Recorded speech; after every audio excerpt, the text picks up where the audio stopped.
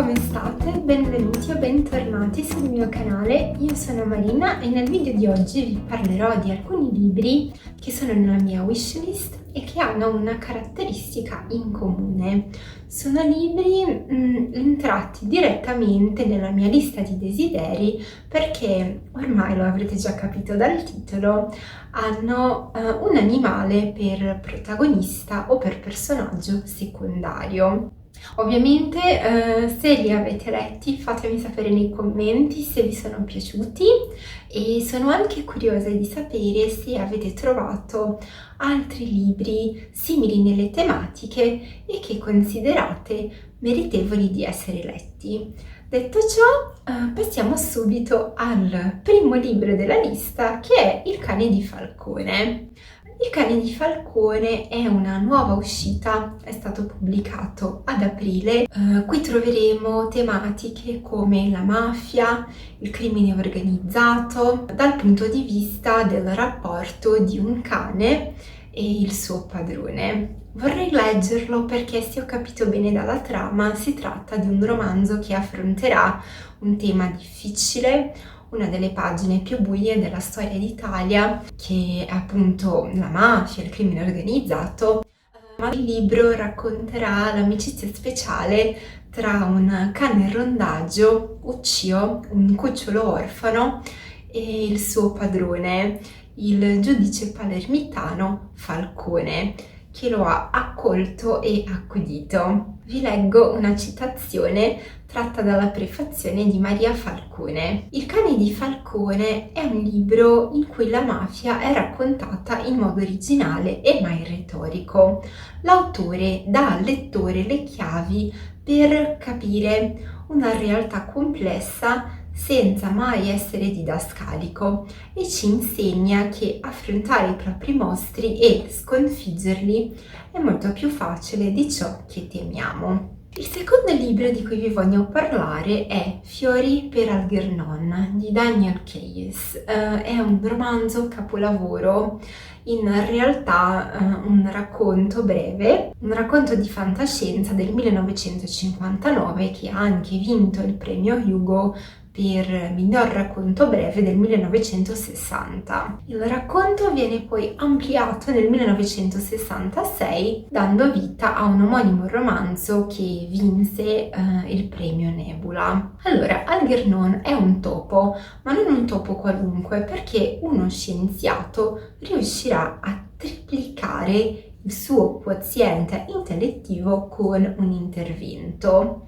Questa chirurgia, questo intervento lo renderà ancora più intelligente di alcuni esseri umani. Pensate! Curiosamente, la stessa operazione, la stessa chirurgia verrà effettuata su Charlie Gordon, che, se ho capito bene, è un essere umano, il suo padrone. Charlie è appunto il protagonista, un trentenne che soffre fin dalla nascita da un grave deficit intellettivo. Questo romanzo di fantascienza ha anche un profondo taglio psicologico, perché lo scrittore, uno psicologo, parlerà delle conseguenze psicologiche, delle conseguenze sociali di questo intervento. Il terzo libro della lista è Zanna Bianca di Jack London, un classico della letteratura che è stato pubblicato per la prima volta a puntate nella rivista Outing nel 1906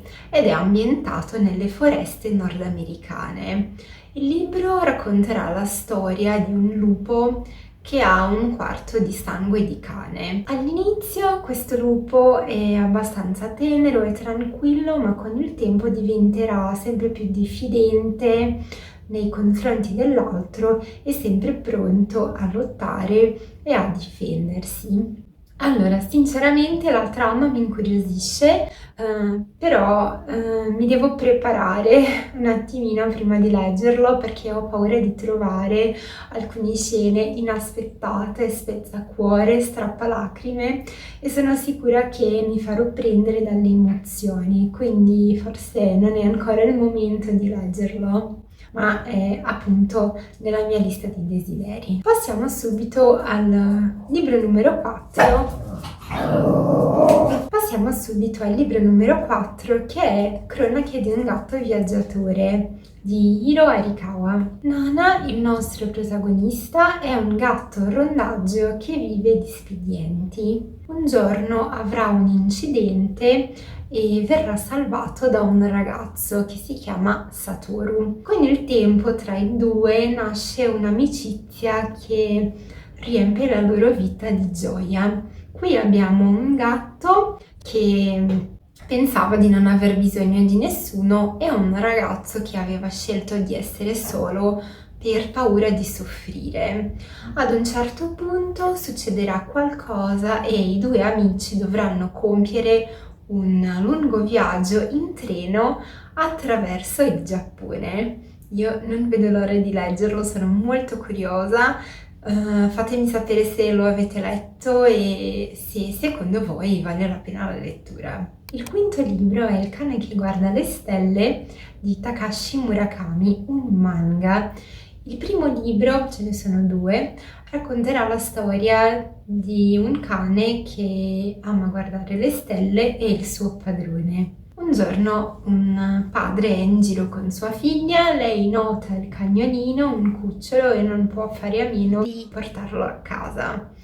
Il padre all'inizio non è molto d'accordo, non gli piace molto l'idea di avere un cane, ma con il tempo lui diventerà l'unico veramente affezionato al cagnolino che la famiglia chiama Happy. Il piccolo cagnolino crescerà e si ritroverà a vivere varie fasi della famiglia, condividendo sempre più tempo con il suo padrone. Credo che per affrontare questa lettura avrò bisogno di un sacco di fazzoletti per i miei poveri occhi gonfi e rossi dal pianto, perché ho sbirciato un po' proprio per registrare questo video e ho visto che la narrativa comincia dal finale. Non vi dirò come, vi dico soltanto che si capisce che è una storia triste. Libro numero 6, Il gatto del Dalai Lama. Questo è il primo di 3 libri dedicati alla gattina del Dalai Lama. In questo romanzo la nostra protagonista sarà una gattina che verrà salvata dal Dalai Lama in persona. La prenderà a vivere con sé, così noi seguiremo la gattina che impara come comportarsi nella sua nuova casa e ha anche un punto di vista privilegiato del mondo che circonda il Dalai Lama. Credo che sarà una lettura abbastanza leggera, scorrevole, ma anche piena di spunti, di riflessione e anche di principi del buddismo. Libro numero 7, Il maialino di Natale della Rowling. Non vedo l'ora di leggerlo e mi piacerebbe molto averlo in cartaceo perché è un libro bellissimo e anche un bel libro dal punto di vista della narrativa. Probabilmente lo leggerò a dicembre.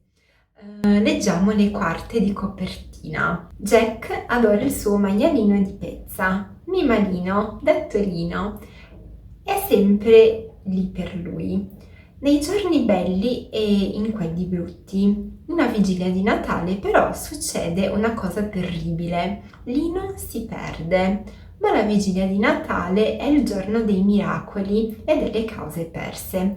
È la notte in cui tutto può prendere vita, anche i giocattoli. Jack e il suo nuovo pupazzo, il maialino di Natale, fastidioso sostituto fresco di negozio, si imbarcano in un piano audace.